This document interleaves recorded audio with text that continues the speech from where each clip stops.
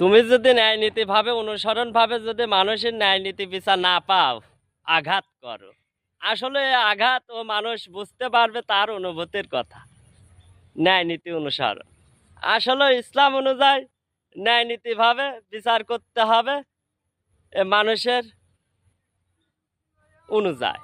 আসলে এই বিচারের ভিতরে যদি যুক্তি থাকে ও সত্য অনুযায়ী, আসলে এটা যদি মানুষের ভিতর থাকে ও মানুষ ভালো থাকতে পারবে। আর এই মানুষ যদি ন্যায় নীতি বিচার না পায়, ক্ষেপ্তে হয়ে গেলে ও মানুষ কি করবে দিশা পাবে না।